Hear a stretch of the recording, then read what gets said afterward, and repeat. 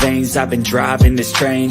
Years in this lane, there's no stopping this flame. Cause I came to the game and I changed it to play how I like, rearranged it to my own domain. Yeah, I got what it takes, made lots of mistakes, taking shots, skipping breaks, feeling lost, feeling great, popping off, singing straight. All right, I am Dr. Imfan Akpan and happy to be here. Appreciate everybody. Make sure you click like and subscribe to get notified for the next video. Today, I want to talk about ChatGPT 4 Turbo, so the newest version of ChatGPT, versus Bard with what we're hearing is Gemini Pro. So just wanted to see how they go toe-to-toe with an accounting question. And I've tested ChatGPT 4 before with accounting questions, CPA questions to get a gauge on it. See how the new Bard with Gemini Pro stands up. As it stands theoretically, because the higher version of Gemini won't be released until next year, it should be, according to the Google metrics, better than ChatGPT 4. However, as of right now, ChatGPT 4, the Turbo, is the best model out there. So let's see how they go toe to toe. So what I did with this, I went online, I used Google, went online, went to Google, found a website called Accounting Coach. No sponsorship here, but I found a website called Accounting Coach. And I guess this was put together by Harold Overkamp. And what happened here, you've got quiz questions. So these are accounting basics quiz questions. So I thought this would be interesting to see how ChatGPT and Bard handles these questions. So I think it's very interesting to go toe to toe, and I think I'm going to choose these two, the first two questions. And what I'm going to do is simply copy. Copy if I can. So let me do it this way. Copy the question. Then I'm going to, let's go to, I'm going to go to Bard. Let's see here, present, share screen. Let's go to Bard first. So I've gone to Bard, and this is what Bard looks like right now.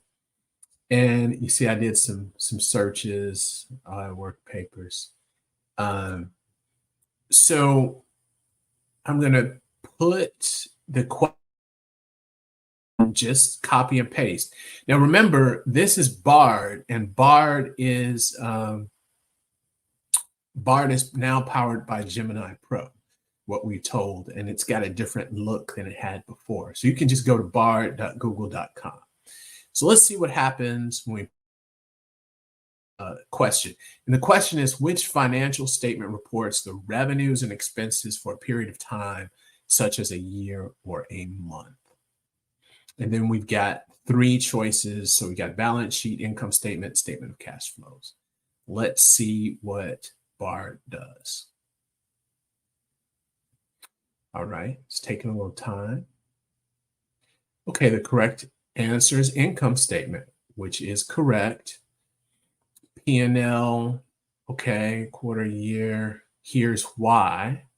Oh, this is interesting. So we get why it's not the right answer. So it's even going in and explaining the other financial reports. Okay, all right, interesting. So let's go to let's go to ChatGPT, which I have teed up already.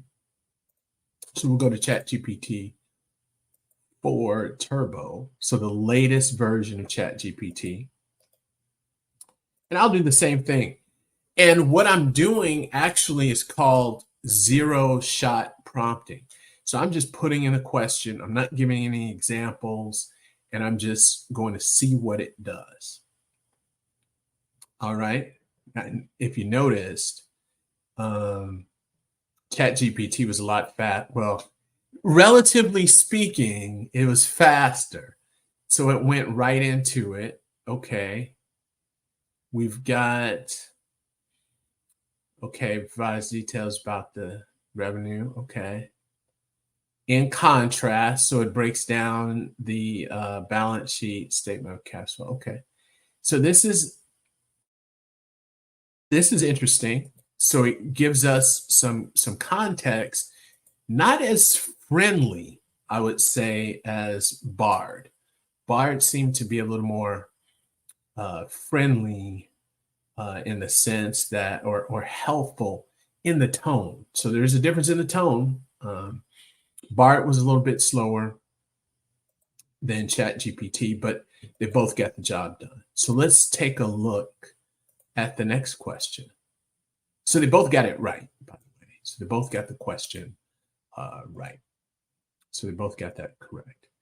Now, the next question is, which financial statement reports assets, liabilities, and stockholders or owners' equity at a specific date? At a specific date. So let's see.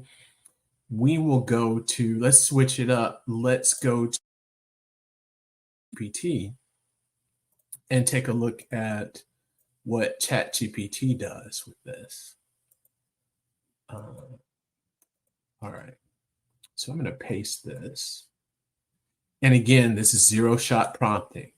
I'm just copying and pasting a question. It would be few-shot prompting if I gave it 3 examples of the problem. And I'm training it, so I'm helping it to learn.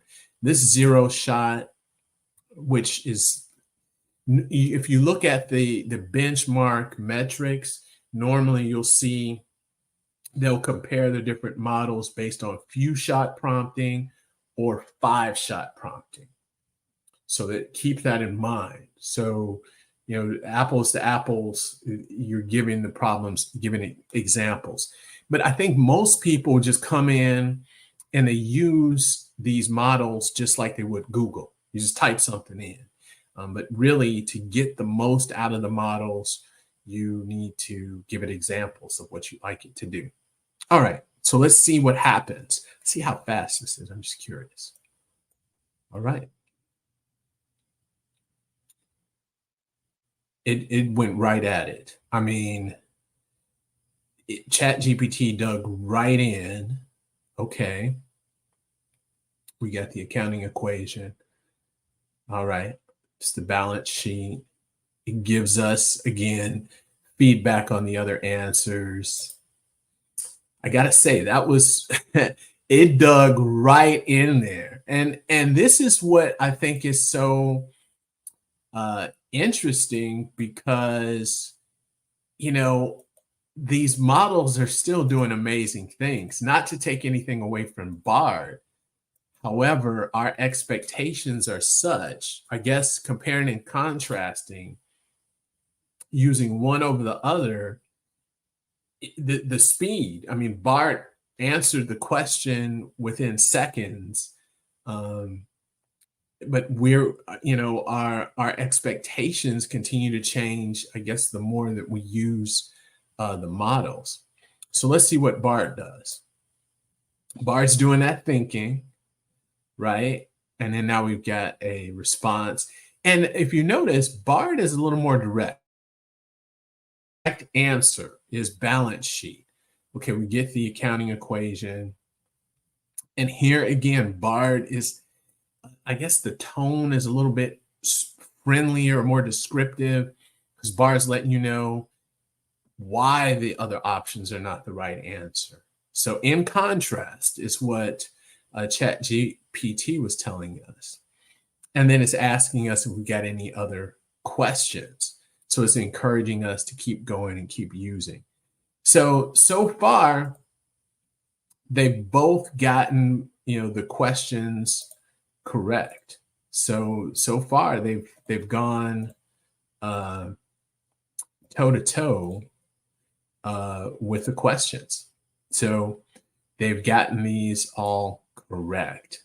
The only difference right now that I see between ChatGPT and Bard with this question at a 0-shot prompt is that Bard seems to be a little bit more friendly, or having a different type of tone. As far as the response time or the speed to get that response, I mean, ChatGPT, it just gets right in there and starts answering the question. So I'm wondering if once we get the newer model of Gemini next year, which is supposed to be better than ChatGPT will it be doing the same thing? So that's something for us to find out. I just wanted to do this. Now, the great thing about this is actually there's a couple of great things. If you notice, so relatively speaking, based on those two questions, there's not really a big difference between ChatGPT 4 and Bard from what we've seen with those questions at a 0-prompt experiment. The big difference is to get that ChatGPT 4 version I'm using, you've got to pay $20 a month. Currently, they're waitlisting it. Bard is free. So you can access Bard right away for free.